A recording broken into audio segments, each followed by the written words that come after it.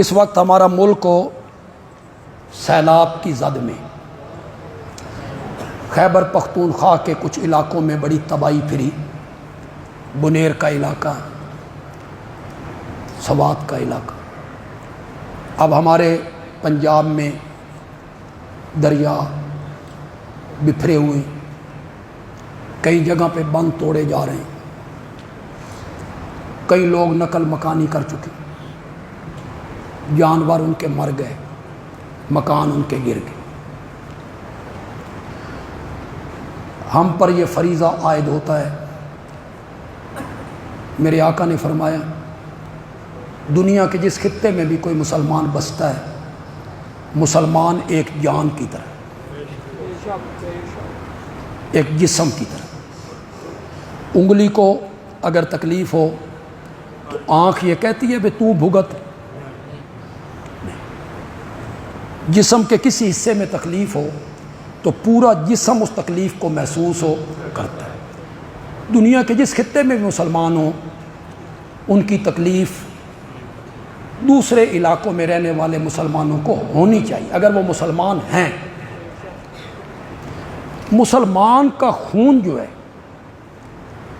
یہ کعبہ سے زیادہ عظمت والا ہے۔ کس طرح میں آپ کو سمجھاؤں؟ مسلمان کے خون کی جو حرمت ہے نا، حرمت، یہ بیت اللہ سے بڑھ کر ہے۔ لیکن آج ہمارے معاشرے میں 30 روپیوں کے بدلے میں 2 مسلمانوں کو قتل کیا جاتا ہے۔ 30 روپے کی بات۔ یہاں بھی جتنے نوجوان آئے ہو، جتنے لوگ آئے ہو، اپنے اندر یار اعتدال پیدا کرو، نرمی لاؤ اپنی طبیعت میں۔ یہ سختی، انتہا پسندی، کوئی اگر آپ سے ٹکرا گیا ہے، اگر غلطی اس کی ہے معاف کر دو یار، اور جو ٹکرایا ہے اسے بھی چاہیے کہ وہ سوری کا لفظ بولے، غلطی کا اعتراف کرے۔ غلطی کرنے والا بھی غلطی کا اعتراف نہیں کرتا، اگلا بندہ بفر جاتا ہے، بات قتل و غارت تک پہنچ جاتی ہے۔ یہ انتہا پسندی چھوڑ دو یار، طبیعتوں میں اعتدال لاؤ یار، نرمی لاؤ طبیعتوں میں۔ قرآن نے کتنی جگہ پہ یار کہا ہے ادفع باللتی ہی احسن، برائی کو اچھائی کے ساتھ دور کر۔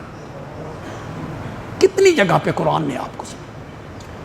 کوئی آپ کے ساتھ برائی کرتا ہے، بدلہ اچھائی سے دو۔ یہ قتل و غارت، اسلحہ نکال لینا، ڈانگ سوٹا، اسے چھوڑ دو یار۔ آج بچوں میں بھی انتہا پسندی آ گئی ہے، کچھ ہمارے سیاسی لیڈروں نے انتہا پسندی پیدا کی، قوم کو انتہا پسند بنا کے رکھ دی۔ بات بات پہ گالم گلوچ، بات بات پہ کسی کی ماں، کسی کی بہن۔ انا للہ و انا الیہ راجعون۔ کیا آپ کے گھر میں ماں بہن نہیں ہے یار؟ کسی کی ماں بہن کا کیوں تذکرہ کرتے ہیں آپ؟ علماء اب سٹیجوں پہ دوسرے علماء کی ماں بہن تک کا ذکر کرتے ہیں۔ وہ غلطی میری ہے بھائی، اس میں میری ماں کا کوئی قصور ہو نہیں ہے، ہم میری ماں کو کیوں رگید رہے ہیں؟ تو طبیعت میں تھوڑا سا اعتدال لائیے، الجھنا چھوڑ دیجئے۔ گجرات میں کئی سال پہلے کی بات ہے، ایک آدمی ہسپتال میں اپنی ماں کو چھوڑتا ہے، ڈاکٹر اسے دوائی لکھ کے دیتے ہیں کہ فوراً دوائی لاؤ۔ وہ بیچارہ موٹر سائیکل پہ ہے، بھاگتا ہوا دوسرے چوک میں جا رہا ہے۔ اب ماں ایک بندے کی ہسپتال میں ہو، دوائی کا انتظار ہو، دل میں یہ آ رہا ہو کہ پتہ نہیں بچتی بھی ہے کہ نہیں، اس کی ذہنی حالت کیا ہوگی؟ کیا ہوگی اس کی ذہنی حالت؟ اس کا موٹر سائیکل ایک کار والے سے ٹکرا گیا۔ کار والا پڑھا لکھا آدمی ہے، میں ان کا نام نہیں لینا چاہتا لیکن پڑھے لکھے لوگ ہیں۔ اس نے باہر نکل کے اس کو پکڑا، قریبی ان کے دفتر تھے، وہاں سے اپنے دوستوں کو بلایا، مار مار کے اسے وہی قتل کر دیا۔ ماں اس کے ہسپتال میں، یہ کیا ہے؟ یہ تمہاری تعلیم نے تمہیں کیا سکھایا یار؟